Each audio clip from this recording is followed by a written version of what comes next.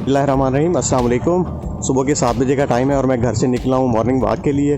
बहुत ही ठंडी हवा चल रही है। आसमान पे जो है पूरी तरह से बादल छाए हुए हैं घने काले, और हल्की हल्की सी जो बारिश है वो भी हो रही है। मैंने जो है ये शोले फिल्म वाली जो है चादर ओढ़ी हुई है। उसकी रीज़न ये है कि बहुत ही ठंडी हवा चल रही है बाहर, तो मौसम को एंजॉय करना बड़ा ज़रूरी था, और ठंड ना लग जाए इस वजह से चादर का लेना भी बहुत ज़रूरी था।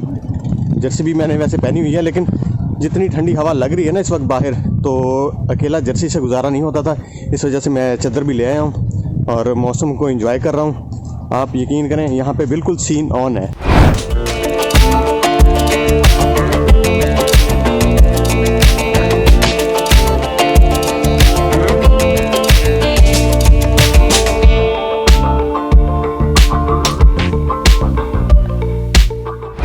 देखें जी, अगर आप चाहते हैं कि आप जो है मौसम को एंजॉय करें गांव में, तो यकीन जाने आप एक लंबा सफ़र पकड़ें और मॉर्निंग वॉक पे निकल पड़ें। फिर आप एंजॉय करेंगे गांव के माहौल को भी और यहाँ की फ़िज़ा को भी।